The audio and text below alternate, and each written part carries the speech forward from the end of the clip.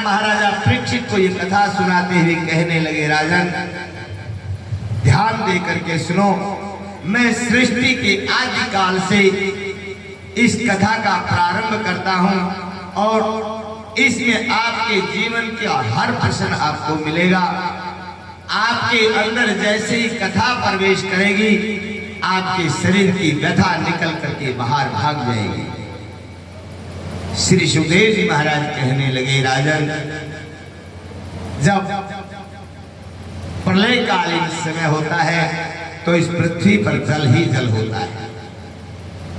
जल के अंदर 24 तत्व का पिंड भगवान की कृपा से प्रेरित होता है और उसी 24 तत्व के पिंड का एक आकार होता है और जैसे ही वो एक आकार में बदला जाता है तो जल का एक नाम होता है नार।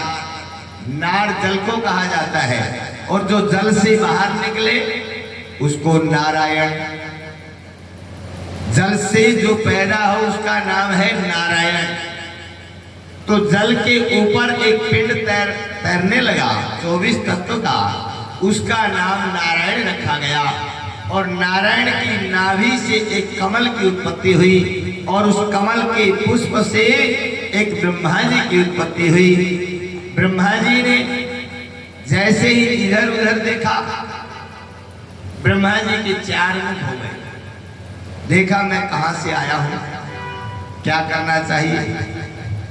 कमल नाल में नीचे उतरे लेकिन कोई और छोर नहीं मिला। ब्रह्मा जी वापिस आ गए। आकाशवाणी हुई, 2 शब्द सुनाई दिए, ब्रह्मा जी तप करो तप। ब्रह्मा जी ने तपस्या की, तपस्या पूर्ण हुई। सृष्टि का सृजन करो। मानसिक सृष्टि प्रारंभ हुई। सबसे पहले ब्रह्मा जी ने माया को प्रकट किया, अविद्या को प्रकट किया। माया ने आकर के पूछा, मेरे लिए क्या आदेश है। ब्रह्मा जी ने कहा, जो भी जीव सृष्टि में आए सबसे पहले अपने कब्जे में कर लेना। माया ने कहा ठीक है।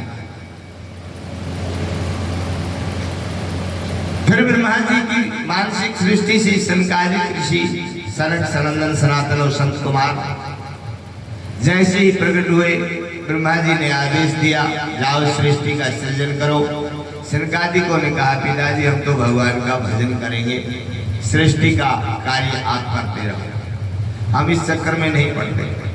ब्रह्मा जी ने क्रोध आया, अरे पहली संतान नहीं, पिता के कहने को नहीं माना, आज्ञा का पालन नहीं किया। क्रोध आया। क्रोध आने से भ्रू मध्य से रुद्र की उत्पत्ति हुई। रुद्र को रुद्राणी दी गई, सृष्टि सर्जन होने लगी, रुद्रों की सृष्टि बढ़ने लगी। लेकिन सृष्टि ऐसी बढ़ी कि सृष्टि ही सृष्टि का भक्षण करने लगी। ब्रह्मा जी ने सृष्टि को बंद कर दिया, ऐसी सृष्टि नहीं चाहिए। फिर ब्रह्मा जी की 10 ऋषियों की उत्पत्ति की। मरीचि, अंगिरा, वशिष्ठ, भृगु, पुलह, पुलस्त्य और गौध से नारद जी की उत्पत्ति हुई। आदेश दिया, जाओ पहले तपस्या करो, फिर सृष्टि वृद्धि में मेरा सहयोग दो। सबने आज्ञा का पालन किया। लेकिन सृष्टि मन के अनुकूल नहीं बढ़ती है। सृष्टि का सर्जन तो हुआ, अनेकानेक रचनाएं तो हुई, लेकिन मन को संतुष्टि नहीं हुई। ब्रह्मा जी व्यथित हुए। आकाशवाणी हुई, ब्रह्मदेव मैथुनी सृष्टि का प्रादुर्भाव करो, मैथुनी सृष्टि की रचना करो। अब ब्रह्मा जी ने अपने ही शरीर से दाएं अंग से एक पुरुष और बाएं अंग से एक स्त्री का निर्माण किया। पुरुष का नाम स्वयंभू मनु रखा गया और स्त्री का नाम शत्रुपा रखा गया। ये संसार की पहला दंपत्ति जोड़ा है। यहां से सृष्टि प्रारंभ हुई। मैथुनी सृष्टि प्रारंभ हुई।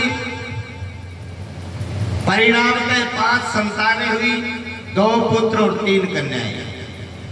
उत्तान बाद प्रियव्रत 2 पुत्र हुए। आकृति, देवहूति और प्रसूति 3 कन्याएं हुई। सृष्टि बढ़ने लगी। ब्रह्मा जी ने देखा पृथ्वी का अभाव है, बिना पृथ्वी सृष्टि को रखा कहा जाए। जैसे ही सोचने लगे, प्रभु का ध्यान किया, ब्रह्मा जी को छींक आई, नासिका से एक छोटे से वराह भगवान प्रकट हुए। देखते ही देखते विशाल काय बने।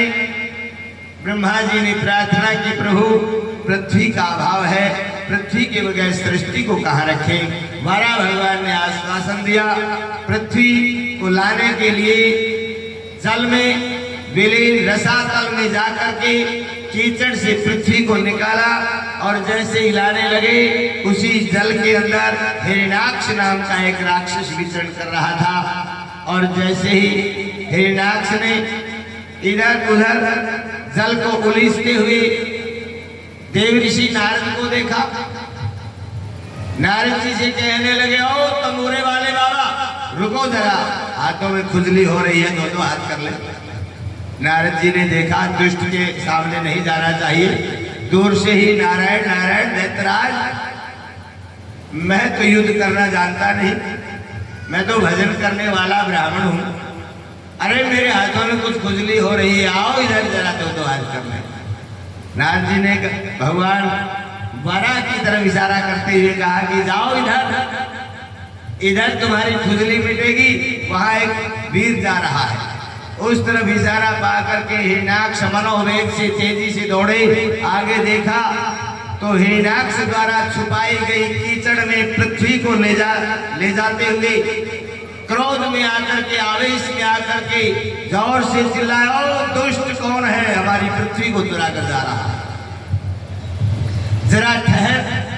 भगवान ने वापिस मुड़ करके देखा, सोचा मेरे कार्य में विघ्न डालने वाला दुष्ट आ गया है। जल्दी से वराह भगवान मनोवेग से ऊपर आए और जल के ऊपर अपनी आधार शक्ति देकर के पृथ्वी को स्थापित किया और फिर हिरण्याक्ष के साथ वध हुआ।